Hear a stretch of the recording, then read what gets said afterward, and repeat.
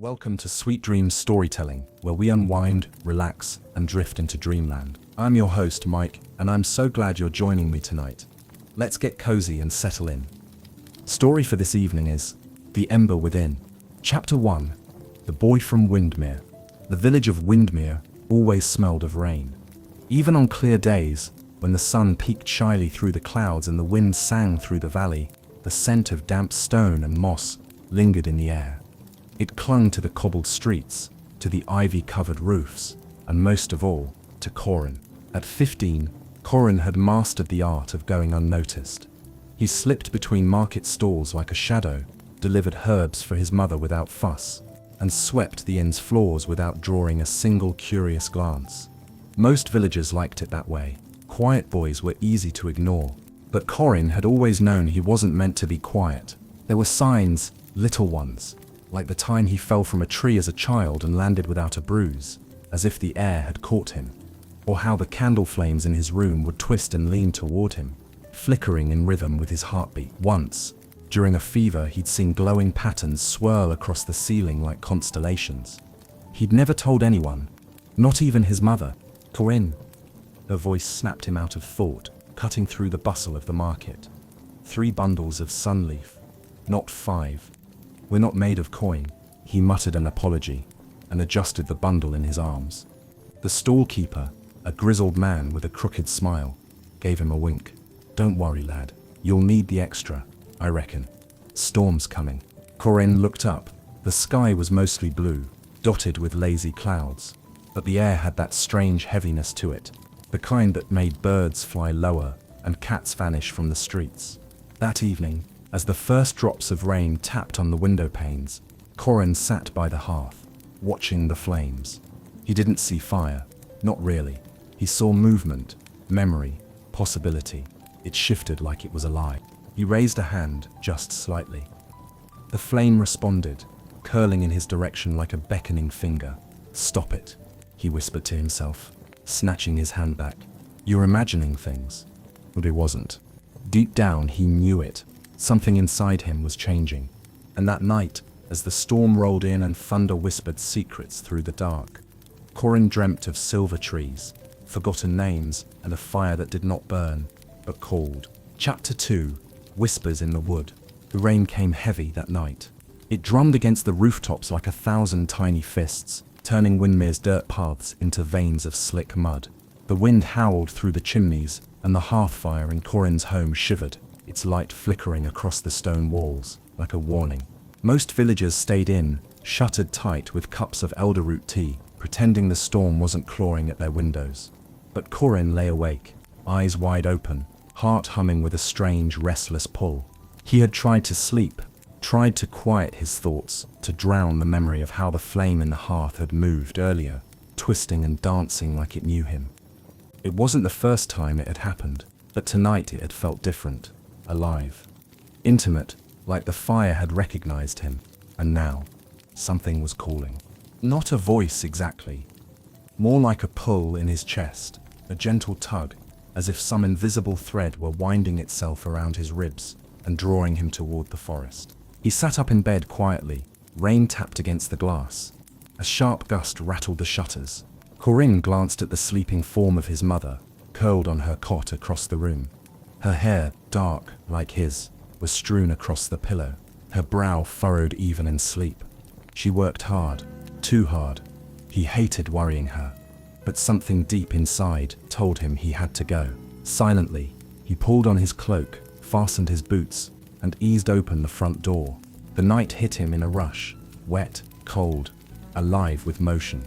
Thunder grumbled somewhere in the hills beyond, but Corin didn't flinch. The thread tugged again, stronger now, pulling him toward the woods that bordered Windmere. He stepped out into the storm. The forest at night was a different world. By day, it was a place of light and rustling green, full of chirping birds and winding trails.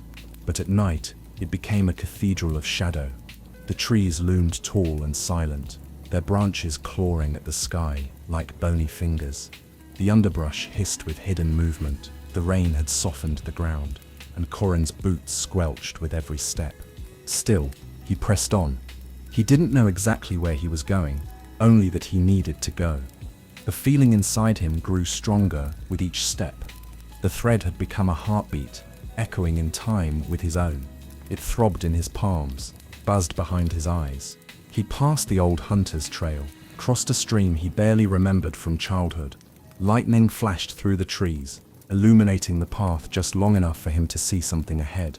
A break in the woods, a clearing, and in the center of that clearing stood a tree unlike any he had ever seen. It was tall, impossibly tall, with bark like silver and leaves that shimmered as if dusted with starlight. Even in the darkness, the tree glowed faintly, as though lit from within. The rain seemed to avoid it, falling in a soft ring around its roots, but never touching it. Corin stepped forward, breath caught in his throat. And then, a voice. "You have returned, Emberborn." It didn't come from behind or beside him. It echoed inside his head, ancient and heavy, like it had traveled through centuries just to reach him. "Who's there?" Corin asked aloud, spinning around. No one, only the wind, the rain, the shimmering silver tree. Then the tree pulsed, just once, like a heartbeat, and from its base, a figure emerged. She seemed woven of light and smoke, draped in long robes that swirled without wind. Her hair flowed like water, and her eyes shone like coals in a dying fire. Corin stumbled backward, heart racing. "What are you?" She didn't answer immediately. Instead, she stepped closer, not disturbing a single blade of grass. Her voice was soft, but it struck his bones like thunder. "You are awakening. The ember within you has stirred. This place remembers, and now, so will you." Corin's breath came in shallow gasps. "I don't understand. What do you mean, Ember?" "You were born of flame," she said. "Magic slumbers in your blood. Old magic, wild, dangerous, beautiful. For years it has waited, waiting for you to return here." I am not a mage," Corin said, shaking his head. I help at the herb stall. I sweep floors." "You are Emberborn," she said simply, as if that explained everything. And before he could speak again, she raised a hand. The world changed. Suddenly, light exploded around him. Not blinding, more like memory given shape. Images spun through his mind, like fireflies, a boy conjuring sparks in his palms, another calling the wind with a whisper, a girl lit up like a flame as she walked across the surface of a lake, people who felt like him, people with fire in their blood.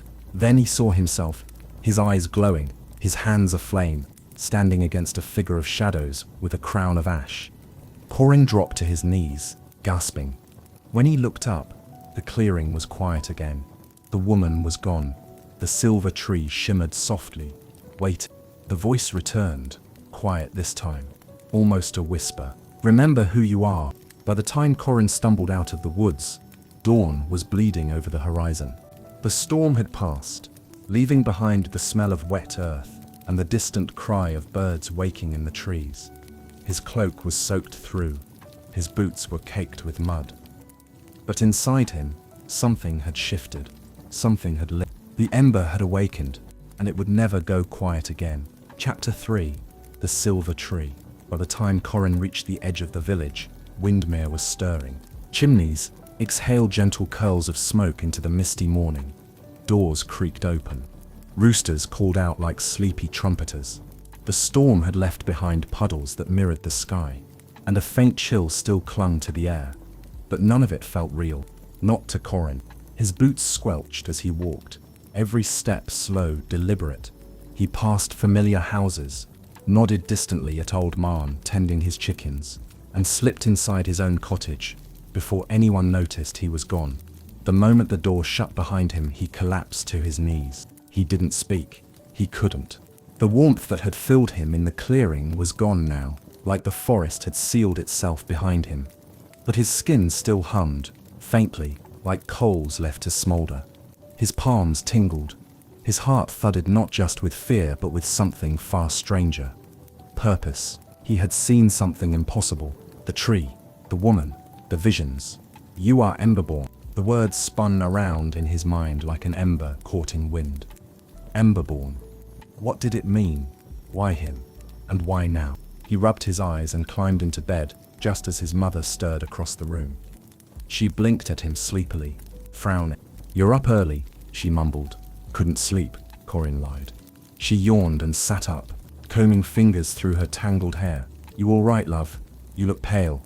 "I'm fine," he said too quickly. She gave him a long look, then nodded. "Well, don't push yourself. I need you to take herbs to Mistress Wren this morning, then stop by the baker. She says our bread is 2 days overdue." Corin nodded absently. His thoughts were still far away, in that clearing, staring up at that impossible tree, listening to a voice older than stone. He had to go back. Windmere passed in a blur that morning. He did his errands like a ghost, barely hearing what anyone said, eyes always drifting toward the woods. He needed answers, and if the tree or whatever force lived within it was the only place offering them, then that was where he'd return. By mid-afternoon he slipped away again, ducking behind the stables and into the narrow path that led to the forest. This time, he didn't hesitate.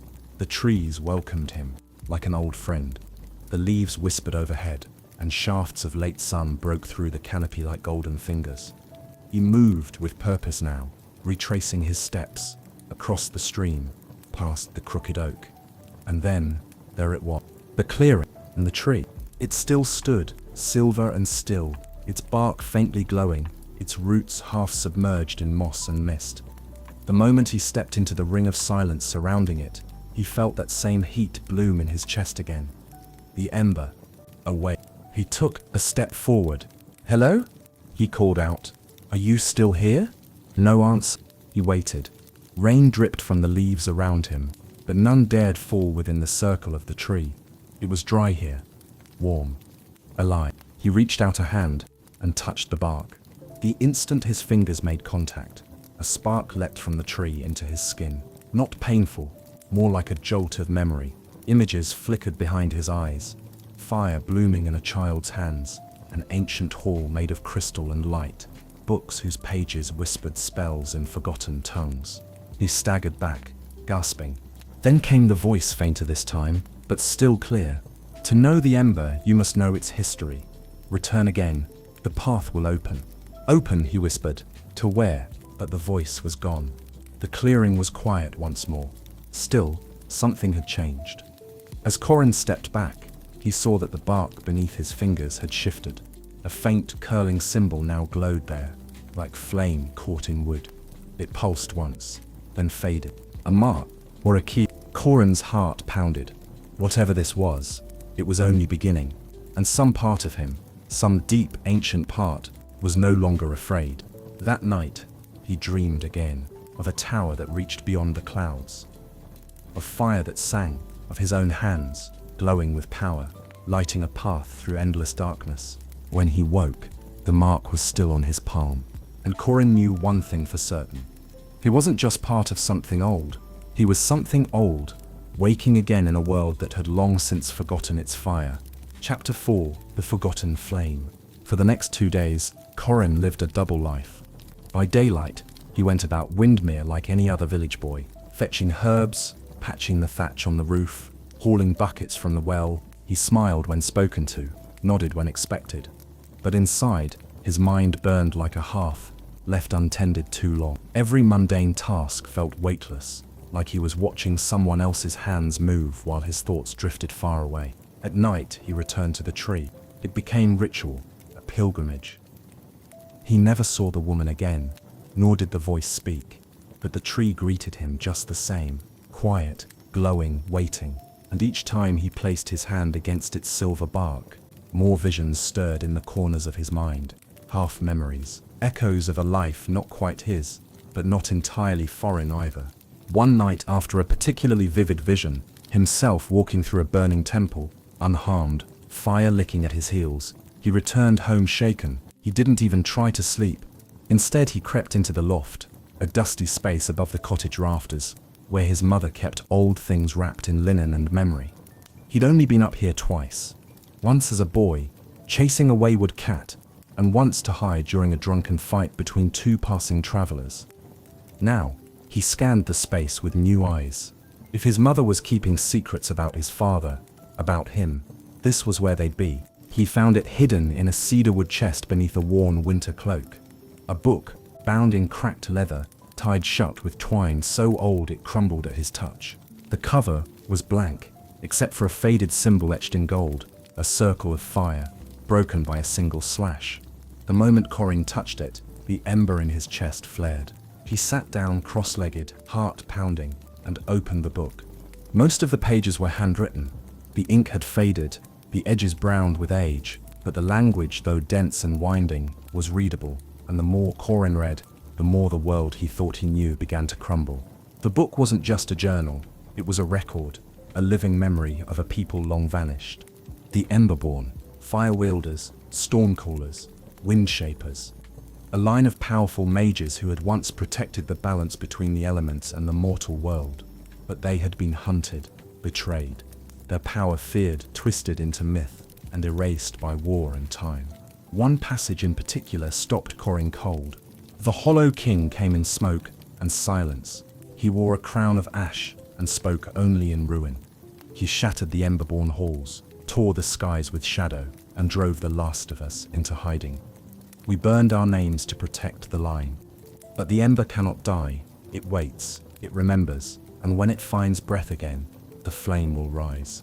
Corin's hands trembled. Was this what the voice meant? That he was the ember reborn? He turned the page. There, scrawled in a shakier hand, was a name, Cale Emberborn. Beneath it, a note. He escaped with the last spark, fled to the west, to Windmere, to the child. Corin's breath caught. His mother had never spoken his father's name. Always, it was gone, or lost, or he left. But this was proof. Cale Emberborn had been real, and Corin was his son. He barely heard his mother come up behind him until her soft gasp broke the silence. "I was hoping you'd never find that," she whispered. Corin turned to face her. Her expression wasn't angry, just tired. Her eyes looked older in the lantern light, heavy with too many years of hiding. "You knew," Corin said quietly. She didn't deny it. "I did. Why didn't you tell me?" "Because it's dangerous," she said, stepping forward. "Because you don't know what that power can do to you, Corin. What it did to your father." He swallowed hard. "Did he abandon us?" Her gaze dropped. "He left to protect you. The Hollow King's shadows were hunting again. He feared if they knew you lived, they'd come for you." Corin sat down slowly, the book heavy in his lap. "I need to know more." "I know." Silence stretched between them, thick and painful. Then she said, "There's something else, something he left behind." She walked to the far corner of the loft and knelt beside an old chest. From it, she pulled a bundle wrapped in wool and tied with red thread. She handed it to Corin with shaking hands. Inside was a short cloak stitched with flame patterns, a ring with the same fire circle symbol from the book, and a folded parchment map, inked with landmarks Corin had never seen. His mother spoke again, voice barely above a whisper. "Your father said, if the fire ever woke in you, you'd have to finish what he couldn't." That night, Corin sat by the cold hearth, the cloak around his shoulders, the ring heavy on his finger, and the map spread across the table. The ember inside him no longer slept. It burned, and though he didn't yet know what path lay ahead, or what the Hollow King truly was, he knew this. He would not run. He would not hide. The flame remembered, and now, so did he. Chapter 5: Storm and Secrets. 3 days passed. 3 days since the book. Since the map. Since the fire inside him had shed its slumber and begun to flicker at the edges of everything he did. Corin tried to act normal. He chopped wood, fed chickens, carried bundles of thyme and sage to Mistress Wren without setting them ablaze, which he considered a small victory. But it was like trying to carry water in cupped hands. Eventually something spilled, and Corin was starting to feel it. Magic swelling beneath his skin, a slow-building storm he didn't know how to stop. It began with small things. Candles lit themselves when he walked into rooms. A breeze followed him, even indoors. When he grew angry or afraid, things around him shook slightly, like the world was breathing heavier on his behalf. His mother noticed. "You're fraying," she whispered one night, watching the spoon in her tea rattle against the cup. "You need to learn to control it." I'm trying, Corin said, staring into the fireplace. But it's louder now. She reached over and placed a hand on his wrist. Then we need to find someone who can help. Corin shook his head. No one in Windmere knows anything about this. They're afraid of anything stranger than a crooked route. She sighed. Then we keep it hidden. Corin wanted to agree, but fate rarely waits for permission. It happened the next day, during the market. Clouds hung low and heavy, pressing down like a warning. Windmere's square was bustling with chatter and clinking coin, woven baskets and drying fish. Corin was running errands for Mistress Wren, clutching a list of things she could have just fetched herself if she weren't preserving her knees. He didn't mind. The motion helped keep the ember inside from stirring too much, until he heard it, a sharp cry, followed by shouting. Corin turned, heart leaping. At the edge of the square, a horse had reared up, spooked by the oncoming storm. Its rider, a visiting merchant, was thrown, tumbling hard against a stack of crates. Worse, the horse bolted, crashing through the crowd with a blur of panic and hooves, and running straight toward a little girl frozen in the path. Corin didn't think. He dropped the basket and sprinted. The world slowed. The wind surged around him. He reached the girl just as the horse bore down and threw up his hands. Boom! A shockwave burst from him, unseen but undeniable. The horse shrieked and skidded sideways, stumbling to a halt just inches away. The air rippled around Corin like heat from a forge. Silence fell. The girl stared up at him, eyes wide. The crowd gawked. Corin blinked down at his hands. Sparks still danced across his fingertips. Oh no! By evening, the whispers had spread. That Wren boy, the one with the dark hair, he's cursed. Did you see how the wind moved? Not natural. Could be Mageborn. Could be worse. Corin sat at the edge of the village, away from the lights, watching the storm build above the hills. His mother stood beside him, arms folded. You need to leave, she said quietly. What? Not forever, but Windmere isn't safe for you now. You saw their faces. Corin didn't argue. Part of him had known this moment would come. The moment the horse reared up. There's a name in your father's journal, she continued. A place. Ashmere. It was once a haven for people like him, for Emberborn. Corin nodded slowly. It's on the map. Then follow it. She reached into her cloak and pulled something small from a pocket. A pendant of blackened metal shaped like a teardrop, warm to the touch. This belonged to your father, she said. He said it would guide you when the way forward darkened. He took it with trembling fingers. The ember inside him flared, gentle, warm, ready. I'll find the truth, Corin said. I know, she whispered. Just don't let it burn you. That night, Corin packed lightly cloak, ring, journal, the pendant, a little food. As dawn broke over Windmere, and the first rays of gold touched the treetops, he stepped onto the forest path, not toward the silver tree this time, but beyond it. Toward Ashmere, toward answers, and toward the storm he could feel waiting on the other side of the world. Chapter 6. The Watchers. Corin had never traveled farther than the edge of the forest. Now, he was walking beneath skies he didn't recognize, along a dirt path that twisted through wild hills and deep valleys, following a map drawn by a man he had never met. His father. It was lonely, but it wasn't quiet. The forest breathed around him. Wind tugged at his cloak. Birds chattered in hidden branches, and every now and then, the ember in his chest pulsed, soft, curious, alert. Like it sensed something watching. By the third day, the land began to change. The trees thinned, giving way to rolling plains dotted with jagged stones, and old watchtowers collapsed into ruin. Roads here were barely marked, more memory than map. But the pendant around Corin's neck, his father's pendant, grew warm whenever he veered off course, and when he followed its pull, the world seemed to ease, like it was helping him along. He camped beneath a half-fallen oak that night, fire crackling low and nervous. The stars were brighter out here, endless. Watch. Corin lay back, staring at them. Who else sees the sky like this? He wondered. Were there others like me, scattered across the world, staring up at the same stars, afraid, alone, burning quietly? He didn't get long to wonder, because something moved in the dark. A rustle, then a snap. Corin shot upright, eyes wide. The fire flared with his panic. He grabbed the iron-capped staff he had whittled from a branch earlier and stood, scanning the shadows beyond the light. The woods had gone still. Even the wind had paused. Then he saw them, 3 figures at the edge of the camp, cloaked and still as stone. They weren't bandits. Corin could feel that. There was something precise about them, measured, like they weren't there to take, only to see. "Who are you?" Corin called out, trying to sound braver than he felt. The tallest figure stepped forward, hood falling back. A woman, pale, sharp-eyed, with hair like dark copper and strange tattoos, curled beneath her eyes. "We are watchers," she said calmly, "and we've been tracking the ember in you for days." Corin's stomach twisted. "What do you want?" "We want to see," said another, a short, bald man whose eyes gleamed gold in the firelight. "To see what kind of fire you are." "I'm not ready for anything," Corin said, backing up. "I don't even know what I am." "You are awakening," said the woman, "and you are not alone." That stopped him cold. "There are more," he whispered. The woman nodded. "The Hollow King failed to extinguish all of us.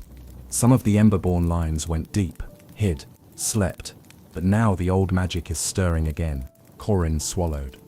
"Do you work for him?" That made the third figure, a wiry youth, barely older than Corin, laugh quietly. "We don't work for anyone. We survive." The woman raised a hand to silence him. Her eyes never left Corin's. "We are not enemies. We are watchers of the flame. We observe those who awaken and decide if they are friend or threat." "That's not comforting." "Good," she said. "Magic isn't meant to be comforting." A silence settled over them, the fire crackling in the center. Then the woman pulled something from her belt, a small wooden disc, etched with the same fire ring symbol as Corin's pendant. "We felt your flare in Windmere. That shockwave, that storm." Corin tensed. "So, you've been following me since then?" "Yes.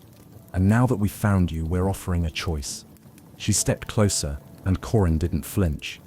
"You can come with us. Learn, train, prepare, or you can continue alone and meet whatever's coming with nothing but luck and instinct." Corin glanced at the fire, then at the pendant, then at her. "I'm going to Ashmere," he said, "to find what my father left behind." The woman smiled faintly. "Then we're headed the same way." They traveled together at dawn. Corin walked beside them, 3 strangers cloaked in shadow and storm, his questions growing with every mile. But as they crested the final ridge that afternoon and looked out over a wide, windswept valley, the boy who had once swept floors in Windmere could feel it in his chest. This was no longer a journey, it was a reckoning, and he was no longer walking toward his power. He was walking with it. Chapter 7, Ashes and Answers. They reached Ashmere at dusk, or what was left of it. The map had promised a sanctuary, a place of learning, a haven for the Emberborn. But what stretched before Corin was a city in ruins. Stone buildings half swallowed by ivy, towers snapped in two like broken candles, and streets drowned in ash and silence. "This was a capital once," said the woman watcher, whose name Corin had learned was Serene. "When the Emberborn were many, when we still believed we could hold the world together." Corin stared out at the bones of the city. "What happened?" "The Hollow King," said the younger watcher, Kai. "He came through here like a shadow flood. This was where the last great fire was lit. They say it burned for 3 days, and then was gone." Serene added softly, "And with it, most of us." They walked slowly through the ruins, the stones still warm from sunlight, as if it remembered what it once was. In the center of the city lay a broken amphitheater. Beneath it, a half-collapsed stairwell. Corin's pendant grew hot against his chest. "It's here," he murmured. "Something's here." They descended carefully, the steps slick with moss. Below was a chamber that might have once been a library. Its walls were scorched, shelves melted and blackened, but fragments of books remained, strewn like bones. Kai lit a lantern. Serene scanned the walls, then gestured. Here, carved into the far stone, was a symbol Corin recognized from the journal, the fire ring, intact, this time, with no break, a mark of unity. Serene pressed her palm against it, and the wall shifted. Stone groaned. A section of the wall swung inward to reveal a narrow passage cloaked in dust and memory. They entered single file. And at the end of the passage, in a small domed chamber untouched by fire or time, was a pedestal. On it lay a single book, bound in pale leather, sealed with a glowing thread of flame. Corin stepped forward. The moment he touched it, the seal vanished. The flame whispered into his palm like an old friend, and the book opened. Its pages shimmered with living ink. Images moved like smoke across the surface. Maps, lineages, names long forgotten. It was a ledger, a history, a list of every Emberborn who had ever lived. And on the final page, freshly written in golden flame, was a new name: Corin of Windmere, Emberborn, son of Kale. Last light of the line. He staggered back, heart thundering. This means I'm the last direct descendant of the Ember line, Serene said, her voice quieter now. You're more than a survivor, Corin. You're a symbol and a warning. Corin closed the book slowly. What happened to the rest? He asked. The others in here. Serene's face hardened. Most are ash. Corin looked at the glowing pages. He saw names burn and vanish, one by one, lines severed. Halls collapsed. Magic lost. We have to bring them back, he said. We can't let it end with a list. Kai smirked. Careful. That sounds like hope. Good, Corin said. It should.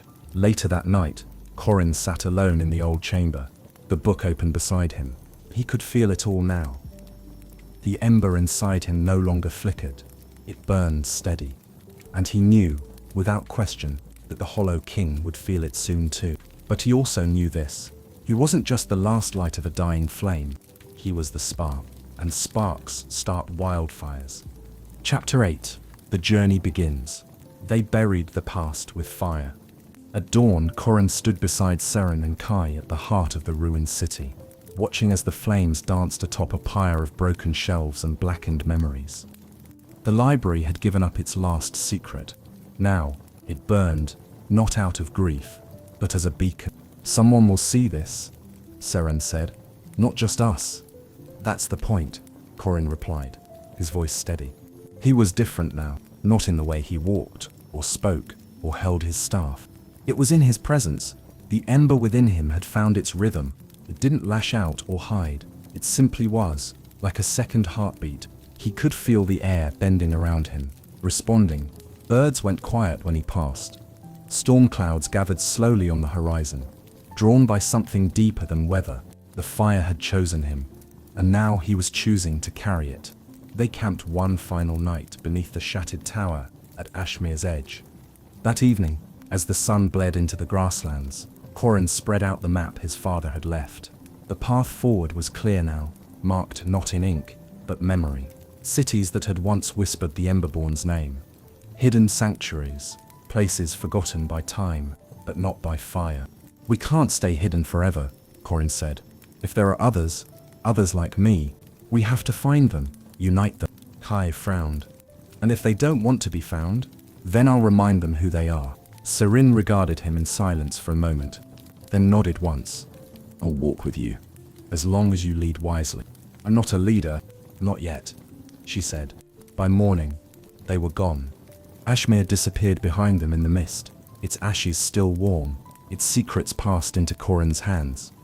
The road wound through tall grasses and ancient stone pillars carved with glyphs long worn away. Birds with golden crests wheeled overhead, and strange blue flowers bloomed along the path, humming faintly when brushed. It felt like the world was waking up with him. 3 days passed, then 5. In that time, Corin learned. Serene began to train him, not just in magic, but in presence. She taught him how to feel the ember's current beneath the surface of things, how to listen to the wind, to track the pulse of flame in his own body without forcing it. You don't command fire, she said. You invite it. He practiced in glades and on cliff edges, fingers trailing sparks, air swirling around him. Some days were thrilling, others painful, but each time he fell, he rose again stronger. Kay, for his part, kept watch. He was scout, cook, occasional cynic, but Corin could tell the older boy was warming to him, even if he'd rather eat dirt than say so aloud. And then came the village. It was a nameless thing, tucked in a ravine and guarded by rusted lanterns. The people there looked up when they arrived, then quickly looked away. Doors shut, windows latched, not out of hostility, but something quieter. Fear. They know something, Corin said. They remember something, Serene replied. Magic passed through here once, left a scar. They stayed one night at a crooked inn, whose only guest in months had been a wandering peddler with broken shoes. The innkeeper, an old woman with one good eye and a voice like crushed leaves, brought them tea, but refused to speak of the old days. Until she saw Corin's ring, she dropped the teacup. It shattered. She stared. That mark, she whispered. It hasn't been seen since the fire towers fell. Serene stepped between them. What towers? The woman's voice dropped. Far north, in the thorned reach, still smoking, they say, after all these years. But they were built by your kind, the Emberborn, lit to guide the broken back home. Corin leaned forward. Are they still burning?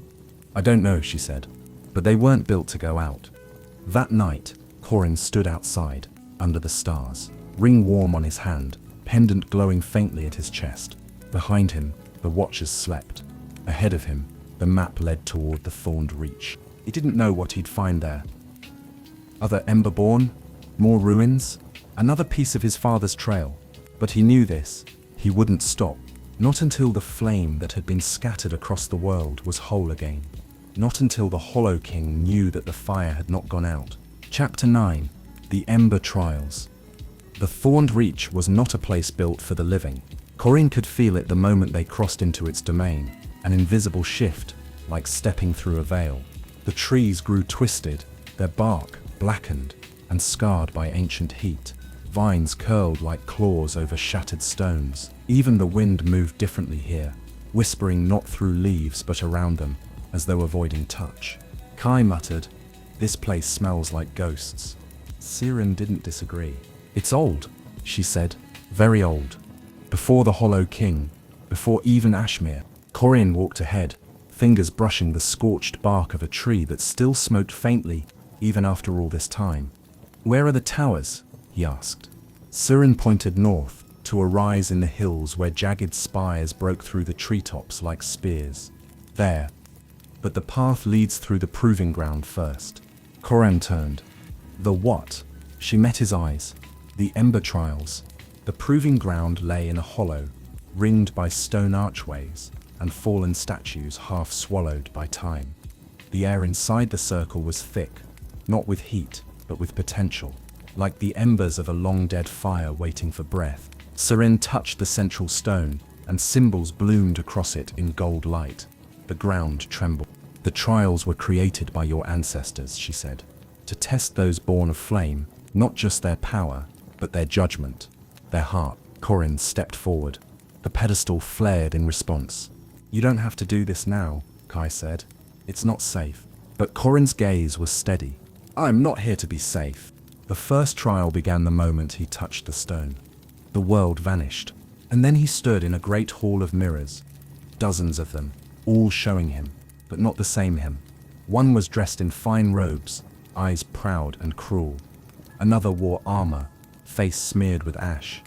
A third sat on a blackened throne, flame dripping from his fingers like blood. Then one mirror cracked.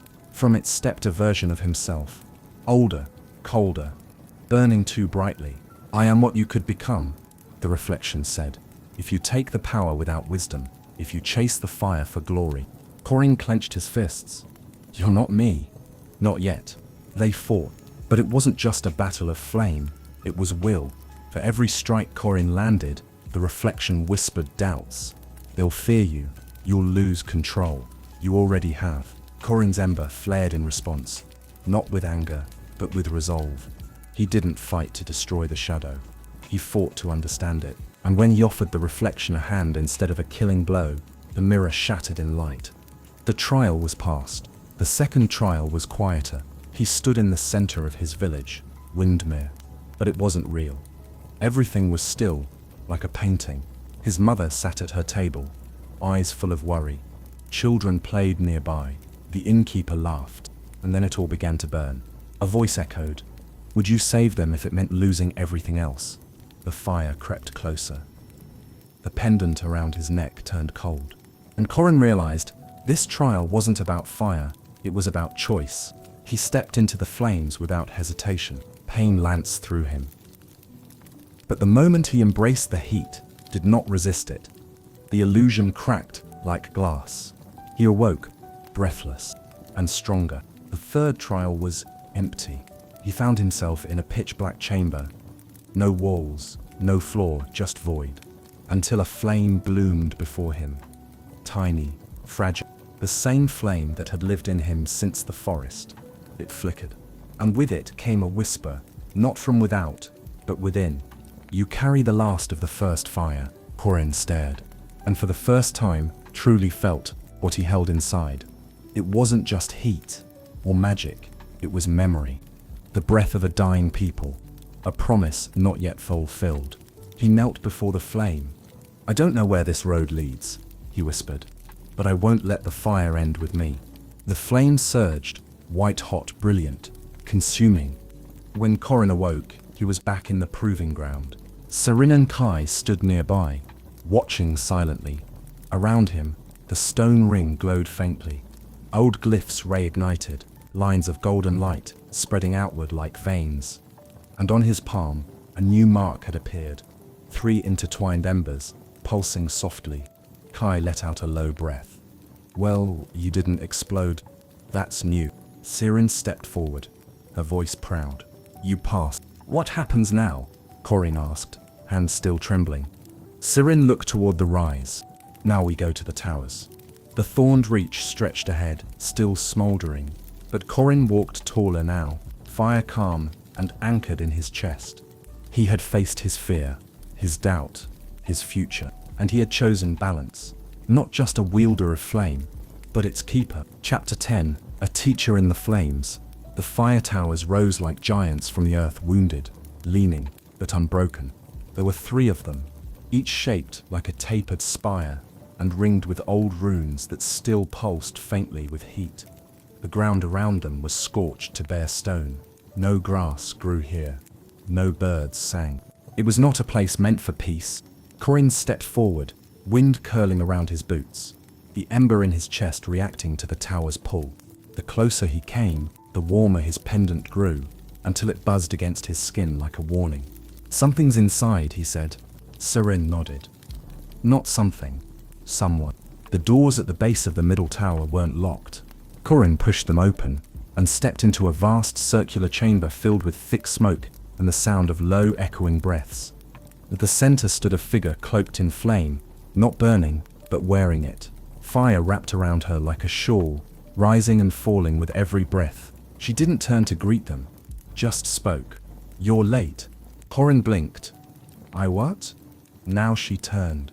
She was tall, with sharp eyes, the color of molten steel, and skin the tone of charred stone. Her hair was a tangle of red and black braids, and her expression said she'd seen 100 boys like him, and burned through most of them. "I felt the flare from Ashmere," she said, "and the shockwave from Windmere." "You make more noise than sense." Corin stepped forward, trying to steady his voice. "I came to learn." "Of course you did," she muttered, circling him. "They always do, until it hurts." Kai leaned over to whisper. "She seems fun." Serene spoke aloud. "You're Kess." The woman's eyes narrowed. "That name still echoes, does it? I left it behind when I left the Emberborn. Or what little was left of them." Corin frowned. "Why?" Kess didn't answer right away. She looked at the ring on his hand, the mark on his palm, the pendant still faintly glowing at his chest. Then she said, "Because they started raising torches instead of mines. We were protectors once. Then came war. Pride, power for its own sake. I left before the Hollow King could use me like he used the others." Corin's voice dropped. "So you just vanished?" "I survived," Kess snapped. "Which is more than your father managed." The words struck like a slap. Corin took a step forward, flame sparking in his fingers. "Don't talk about him like that." Kess raised a brow. "Good, you've got fight in you, but fire isn't a weapon, boy. It's a truth, And if you're not ready to hear it, then get out. I am ready. She studied him for a long moment, then finally nodded. Fine, then let's begin. The first lesson was brutal. Kess led him up the tower, spiraling floors lined with cracked windows and old fireballs still smoking with memory. They stopped in a chamber half open to the sky. Call the flame, she ordered. Corin raised his hand. Focused. Sparks danced across his skin. Wrong, she said, slapping his wrist. That's showmanship, I said. Call it. Don't push. Let it pull. Corin tried again and again. Each time, Kess stopped him with a word or a glare or a jet of flame that knocked him to the floor. By nightfall, he was bruised, burned, and furious. This is impossible, he growled. Kess crouched beside him, eyes level. No, this is discipline. Fire doesn't care how strong you are. It only listens when you listen first. That night, Corin sat alone on the tower's balcony, watching the stars swirl above the reach. Kai eventually joined him, handing him a water flask. She always like that. Pretty much, Kai said. But she trained half the Emberborn you've read about in that book of yours. Why'd she stay here? Kai shrugged. Some wounds don't scar, they just keep burning. Corin looked down at his palm, the ember mark still pulsing softly. I think I needed this. You need sleep more, Kai muttered. By the third day, something clicked. It wasn't about forcing the fire. It was about surrendering to it. Not losing control, but trusting it. Listening. When he opened his hand this time, the flame didn't erupt. It rose. Soft, steady, pure. Kess nodded. Just once. Now you're learning. Later, as he prepared to leave the tower with the others, Kess handed him a small, smooth stone etched with flame runes. What's this? Corin asked. A spark stone, she said. It holds flame, but only for one who understands it. Use it when you need to remember who you are. He slipped it into his pouch. I thought you didn't believe in the old ways. I don't, she said, but I believe in you, boy, because the fire does. As they left the towers behind, Corin felt different.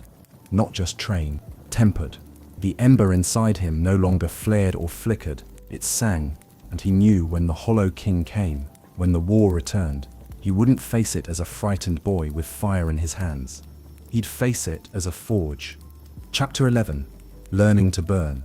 The days that followed the fire towers were unlike any Corin had known. He no longer walked like a boy on a journey. He moved like someone becoming each step grounded, each breath connected to something deeper. The ember within him no longer stirred unpredictably. It danced. They traveled west, past withered stone villages and wide open plains that rolled under a sky so vast it made Corin feel like a single spark in a storm. But even so, he didn't feel small. He felt ready. Serene watched him closely during their travels. She didn't offer constant instruction, not anymore. Instead, she tested him. Start the fire, she'd say at camp, then toss a flint into the grass. But Corin didn't need it. He'd touch the earth, breathe, and let the ember rise. The flame would answer, not rushed, not forced, just present. One night, she threw a dagger at him without warning. He spun instinctively, flame coiling into a shield around his arm. You're finally reacting without overreacting, she said. You're starting to trust the flame. Corin caught the dagger by the hilt and grinned. Was that a compliment? Kai muttered from his bedroll. That was practically a standing ovation by Serene standards. But fire wasn't the only element responding now. Corin began to notice strange things. How the wind would slow when he focused. How sparks lingered longer than they should. How he could feel the pressure in the air before a storm hit. And in his dreams, new images came. Not just of fire, but of light, of energy, wild and pure, humming beneath the skin of the world. One morning he woke up with a word on his tongue. He didn't understand. Luxor, he asked Serene about it as they broke camp. Her eyes narrowed slightly. You saw that in a dream? I think so. It felt bright, not just fire, bigger. Serene crouched beside him and drew a rough symbol in the dirt, a circle with a line through it, the same as his ring, but flanked by wings. Luxor was an ancient discipline, she said, one the Emberborn rarely used. It wasn't flame, it was light. Pure, raw energy. Harder to control. Harder to survive. Kai added. Also the kind of thing that melts your own bones if you mess it up. So? Fine. Serene ignored him. Most never attempted it. But a few, your bloodline among them could. The flame in you is strong. But it might not be just fire. Corin was quiet. Because deep down he already knew. They reached a mountain pass by the end of the week. Craggy, cold and quiet. Snow dusted the stones, and the wind howled like a grieving spirit. There, Corin trained alone. He practiced calling not just flame, but form, shaping fire into blades, into ropes, into spirals that coiled through the air like living serpents. He learned how to heat the stones beneath his feet for warmth, how to burn without smoke, how to hide the flame, to mask its presence completely. And one day, while standing on the cliff edge, he extended both hands and called light. Not fire, not heat, but luminescence. A sphere of golden white hovered between his palms, crackling softly, vibrating with raw energy. Kai, who had been watching from below, let out a low whistle. Okay, that's new. Corin let the sphere vanish slowly, exhaling through his nose. It didn't burn, he said. It hummed, like it was waiting. Serene looked at him for a long time. If you can control that, she said quietly, you may become something the Hollow King has no name for. That night, as the stars stretched above them like fireflies in an endless dark, Corin sat by the fire, turning the sparkstone in his palm. He wasn't just learning to burn anymore. He was learning to balance, to become not just a weapon, but a wielder, not just the last of something lost, but the first of something new. Chapter 12. Shadows in the smoke. They smelled the smoke before they saw the fire. Corin, Serene, and Kai crested a ridge above the valley road, and what lay below made them all stop. A village, small, unmarked on any map, was burning, not in wild chaos, but in something colder, controlled, like someone had lit it piece by piece, knowing exactly where to spread the flame for maximum fear. Corin clenched his fists. We're too late. No, Serene said, her eyes narrowing. This isn't destruction. It's a message. And that's when they saw the symbol scorched into the dirt at the village's edge. A ring of darkness, devouring its own center. Kai spat. Shadow mark. That's Hollow King magic. They entered the ruined village cautiously, flames crackling around them, the air thick with ash and silence. There were no bodies, no screams. Just the faint hiss of smoke and the lingering sense that the fire here hadn't burned to destroy, it had burned to flush someone out. Corin knelt near the mark. The ember in his chest pulsed with discomfort. It's wrong, he muttered. Like, the fire here isn't real. It isn't, Serene said. Shadowmancers can mimic fire. It has no heat, no heart. It feeds on fear, not fuel. She turned slowly, scanning the ruins. He's close. They didn't have to wait long. A figure stepped out of the smoke, as silent as falling ash. He wore a long, tattered cloak that rippled like ink in water. His face was hidden beneath a smooth mask, black, featureless, save for a single vertical crack glowing faint purple. He moved like someone who'd forgotten what noise was. And he spoke without his lips moving. You carry a name that was meant to die. Corin stepped forward, flame rising instinctively around his arms. And you wear one that was meant to stay hidden. The figure tilted his head, as if studying him. The Hollow King watches you now, Emberborn. You lit the flame. He felt it. Kai drew his knives. Too bad he didn't feel how annoying you sound. But Corin didn't flinch. He kept his eyes locked on the shadow-masked hunter. What do you want? The voice in his head sharpened. I came to see if the fire still feared the dark, and then he attacked. It was like fighting smoke. The masked figure darted between shadows, blades slicing through air that curled and bent to shield him. His strikes were precise, but never lethal. He wasn't trying to kill Corin. He was testing him. Corin met each blow with flame, instinct guiding his hands. He blasted fire into the dark, called sparks into walls of light, but the figure kept coming, faster each time. Until finally, it happened. The masked hunter struck, and Corin didn't block. He absorbed the blow in a shield of pure light, called from within, not from flame. A blinding burst cracked outward, blasting the Shadowmancer back across the square. The flames around the village sputtered and died. Silence. Corin stood, hands glowing, breath slow. The hunter rose from the ground, cloak torn, mask cracked. He didn't speak this time. He simply bowed, slow, mocking, and melted into the smoke. Gone. Serene approached warily. Are you hurt? No, Corin said, but I think he could have killed me. He didn't want to, Kai added. He was looking for something. A measure, Serene confirmed, to see how strong you are, how ready. Corin looked down at his hands. The light still shimmered faintly there. He knows now, he said quietly. Serene nodded. They all will soon.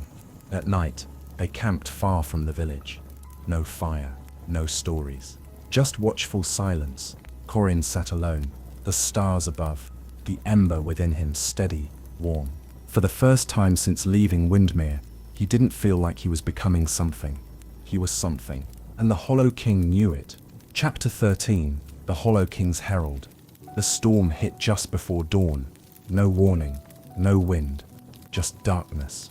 One moment, Corin was dreaming of flame and light, and wings. The next, the sky above their camp split open like torn cloth, and something stepped through. The ground trembled. The trees bent in silent reverence, and across the sky rolled a voice. Not spoken, but pressed into the bones of every living thing for miles. The fire was warned. Corin shot up from his bedroll, eyes wild. His hands sparked with flame before he was even fully awake. Serene was already up, weapons drawn, staring toward the ridgeline. Kai stood beside her, his usual sarcasm stripped clean from his face. Above them, perched at the peak of the rise, stood a figure cloaked in robes darker than shadow. Not drifting, not moving, just existing, like gravity had forgotten him. He didn't wear a mask. He didn't need to, because his face was made of nothing. Just a hole where presence should be, a void in the shape of a man. Corin felt the ember inside him recoil, shrinking to a flicker. This was no scout, no Shadowmancer. This was a herald, a voice of the Hollow King himself. The herald raised a single slender hand. The air froze, not in temperature, but in time. Leaves stopped, mid-fall. Birds froze in mid-flap. Even the campfire halted, flame caught like sculpture.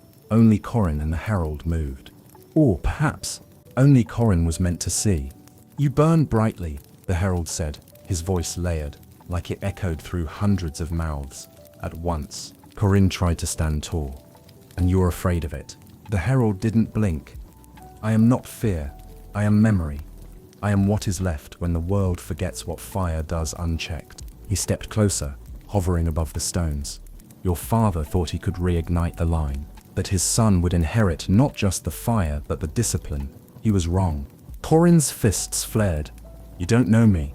I know your kind. Born from spark and promise. You burn your enemies, your friends, your futures, and call it destiny. The herald tilted his head. But you could be different. Corin narrowed his eyes. That's supposed to tempt me? No. The herald's voice dropped to a whisper. It's a warning. Suddenly, the Void Man raised his arm. Corin braced, but no attack came. Instead, visions, flashes of flame-choked battlefields.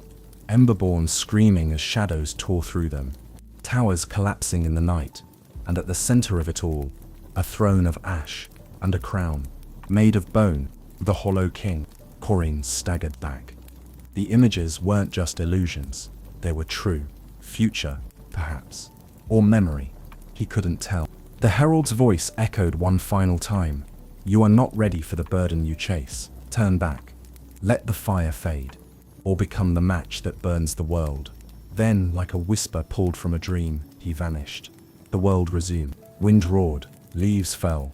The fire crackled again. Corin dropped to his knees. Breath shallow. Serene rushed to his side. What did he say?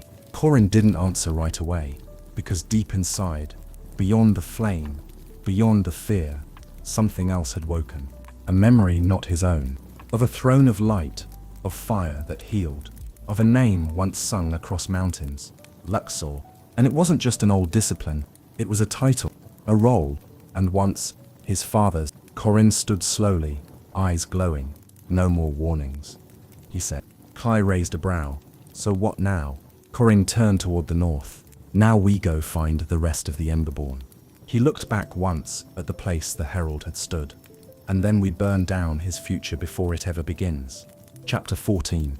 Bonds and Breaks. They left the burned ridge in silence.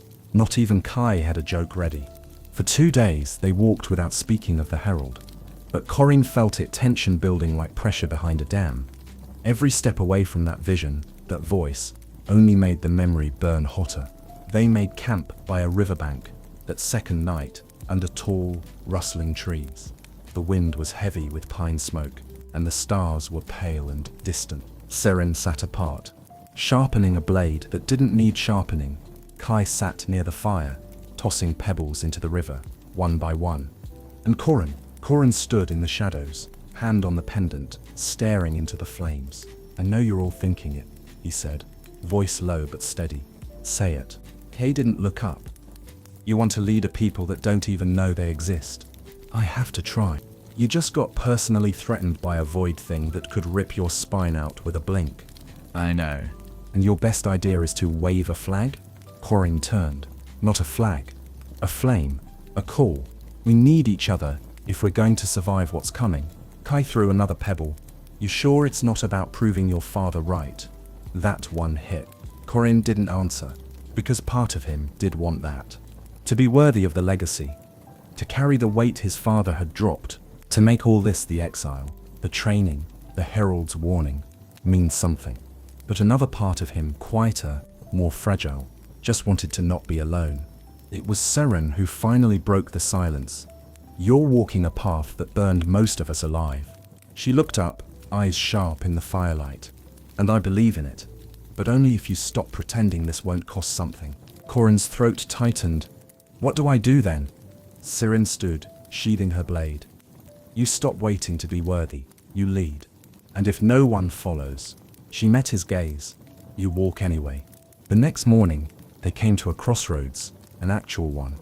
One path curved west, toward the mountains where the old Emberborn towers were rumored to sleep, hidden in the cliffs. The other, north, toward the Iron Roots, a road of blood and barter, where whispers said a fire witch had recently awakened a buried ember well. Split forces, Kai suggested. Serene shook her head. Too dangerous. I'll go west, she said. Corin blinked. What? You take Kai north? If the rumors are true, the ember well could wake more than just fire. And if they're not, then we still learn something. She handed him a scroll. If you find survivors, give them this. It's a call to gather, to ride. Kai frowned. We splitting up now? Corin hesitated, then nodded. Just for a while. Serene looked at him long and hard. You're ready for this? I don't feel ready. She smiled, small but real. That's how you know you are. They parted that day beneath a broken sun, the wind heavy with dust and unspoken things. Corin and Kai headed north. Serene vanished into the pines, and with every step into the unknown, Corin felt it. The ember inside him didn't burn as fiercely now, but it burned truer, not for glory, not for legacy, but for others, and that, more than anything else, might be what makes him dangerous. Chapter 15. The Flame of Unity. The Iron Roots were colder than Corin expected. Not in temperature, the sun still burned above the dry hills, but in spirit. These roads weren't built for warmth or welcome. They were roads of survival, scarred by generations of trade, theft, and quiet betrayals. Corin and Kai moved like ghosts through crumbling outposts and scarred valleys. Rumors guided them, half-whispers traded in markets and shadowed inns. A woman who walks without leaving footprints. A boy who lit a forge with his hands. A camp in the cliffs. No fire, but heat in the stones. It took 10 days to find it. A narrow pass behind a dead waterfall. A hidden path through stone. A hollow carved into the cliffside, protected by ancient wards and veiled by illusions. Kai nearly walked straight into it before Corin raised a hand. The ember in his chest pulsed. Not in warning, but in welcome. They were close. The camp was small, tucked between pillars of stone and heat vents that rose from deep within the mountain's heart. At first, there was nothing, just steam and silence.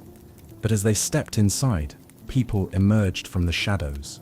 Not soldiers, not scouts. Survivors, maybe 20 in total, cloaked in worn leathers and old robes. Some no older than Corin, some far older than he'd imagined. Emberborn could live to be. They watched him not with awe, but with weariness. A woman stepped forward, dark-skinned and grey-eyed, with a staff capped in burnt obsidian.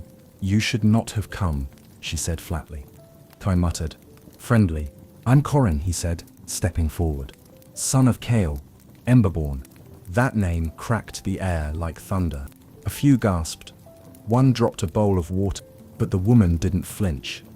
"I know who you are," Corin frowned. "Then you know why I'm here. I know why you think you were here." She turned, walking back into the steam. "Follow me, Ember Child. Let's see if you know what you're carrying." Her name was Mayra. She led them into a chamber carved into the stone, a room full of heat runes and ancient fire glyphs that pulsed faintly underfoot. "This place is old," she said, "built before the fall, before the Hollow King turned our fire into fear." Corin looked around. "So why are you hiding here?" Mayra stopped. "Because the last time we stood and fought, we lost everything." He stepped closer. "That's why I came, to rebuild, to unite what's left. There are others, scattered, isolated. If. Mayra snapped. "We've heard it before, from your father, from others, all flame and vision, all ashes. In the end." Corin's hands clenched, the ember in his chest surged, heat prickling beneath his skin. "We can't win alone, we can't win at all." He stepped into the center of the chamber, letting the fire rise into his hands. Not as a weapon, but as a signal, a light, a call. "I saw what's coming, I faced it, and I won't let the Hollow King decide what's left of us." Mayra stared at the flame, her expression unreadable. Silence, stretched. Then, a voice behind them. "He's right." A boy no older than Corin stepped into the light, freckled, lean, his hands already glowing faintly. "We're tired, but we're not dead. Maybe we don't need a leader, but we do need a fire." Others emerged, one by one, faces in the steam, quiet nods. Hope reborn, not roaring, but flickering. Mayra looked at them all. Then finally she sighed. "I'll give you one chance," she said. "One gathering. We call the embers still breathing. If they..." She turned to Corin. "Then you better be more than your father's shadow." That night, the cliff camp lit a fire that hadn't burned in years. Not large, not loud, but visible. A signal fire sent through the steam, through the wind, through the very memory of fire. A call to those who still burned quietly in the dark.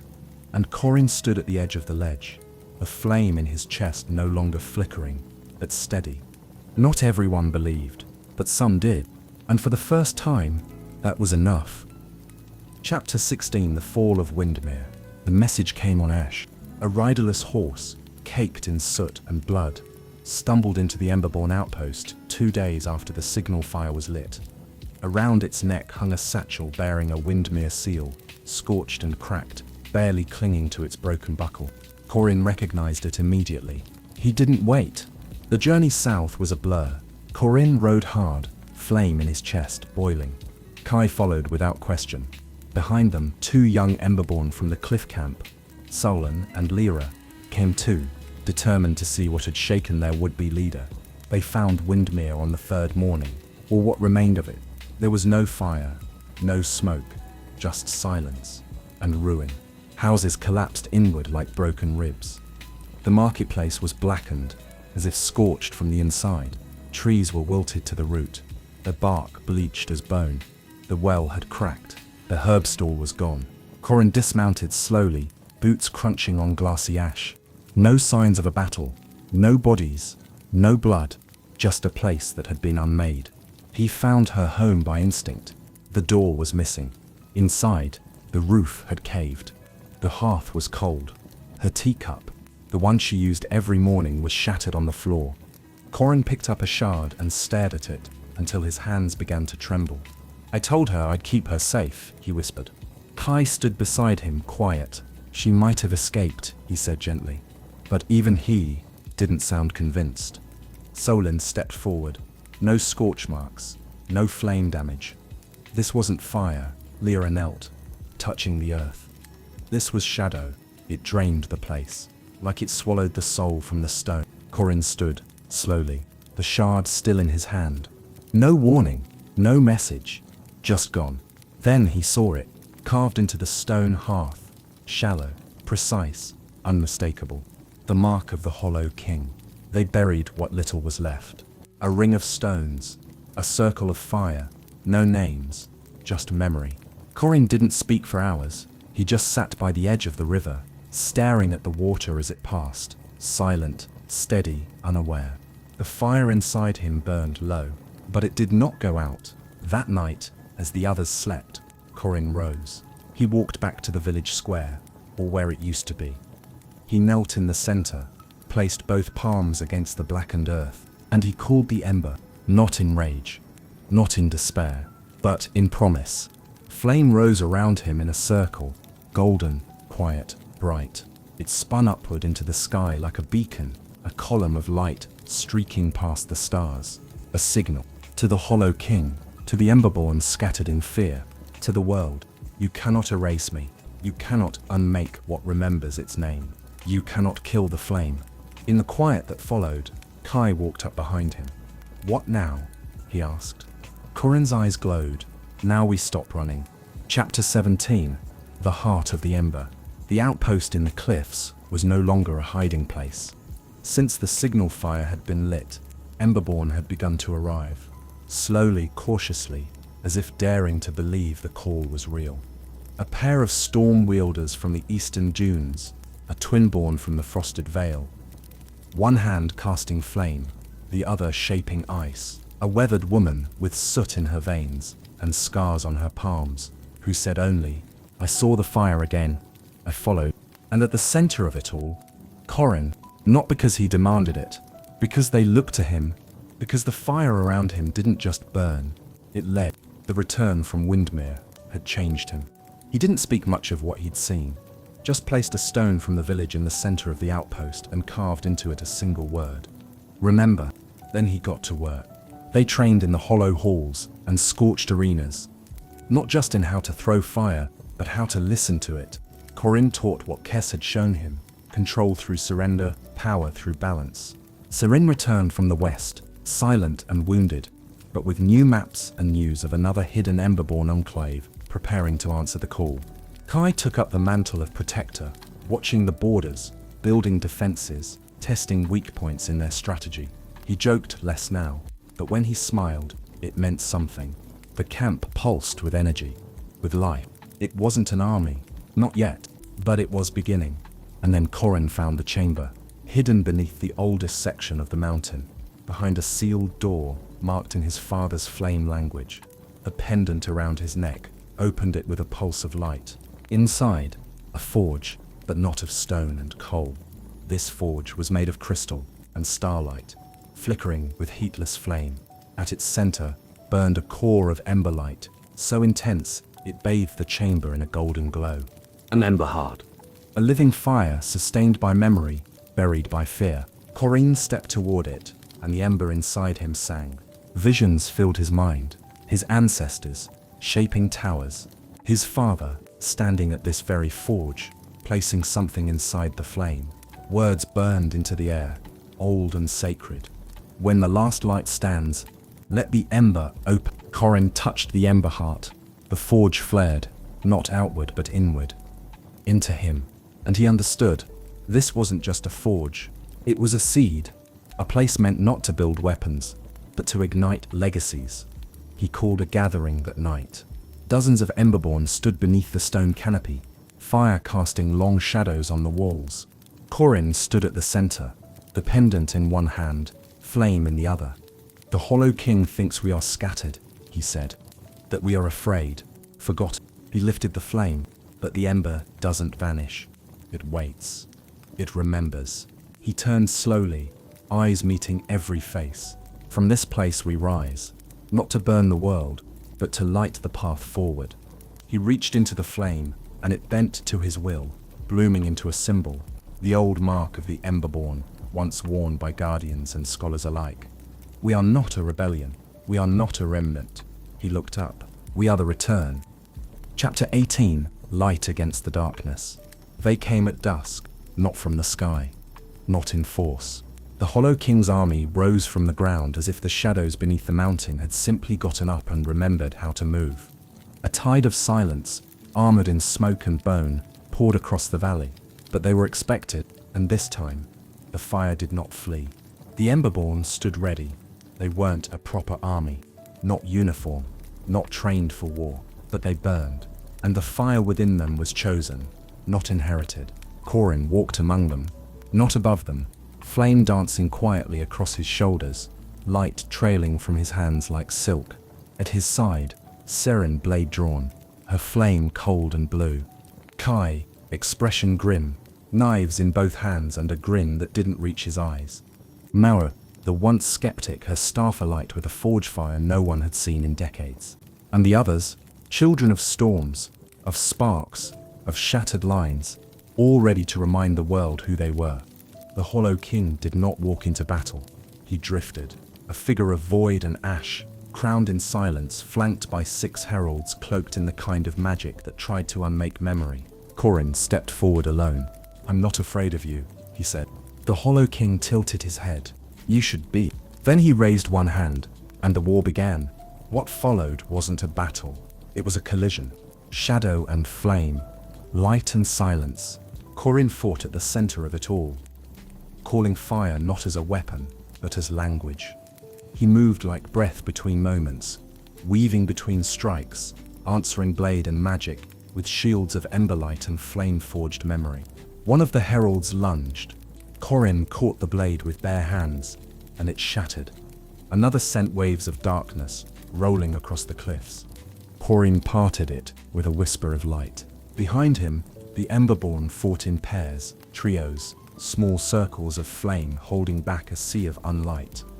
Every time someone fell, another took their place. Not because they were commanded, because they believed. And then, the Hollow King moved. He didn't strike with spells. He struck with visions. Suddenly Corin was in Windmere again. As it burned, as it vanished, he was a child, a failure, a boy watching his mother disappear into ash. "This is all you are," the voice whispered. Loss, pain, nothing more. But Corin had learned. He didn't run from the grief. He held it, and from it, he pulled light. He became light. The battlefield exploded in silence as Corin rose into the air, the ember heart burning bright in his chest, pendant blazing like a second sun. The fire around him wasn't orange. It was white, alive with memory, with truth. The Hollow King raised both hands. Walls of shadows surged to consume him. Corin didn't throw flame. He simply stepped forward, and everything in his path burned clean. Not with destruction, with clarity. The Hollow King howled, not in rage, but in recognition. He had seen this fire before, in Kale, and now it had returned, brighter, bolder, unbroken. When the light faded, the shadows were gone. The Hollow King lay shattered in the dust, and the Emberborn still stood. After the battle, the mountain was quiet. The survivors gathered, tired, wounded, whole. Corin stood at the highest ledge, looking out over the valley that had almost been lost. No crown, no throne, just purpose.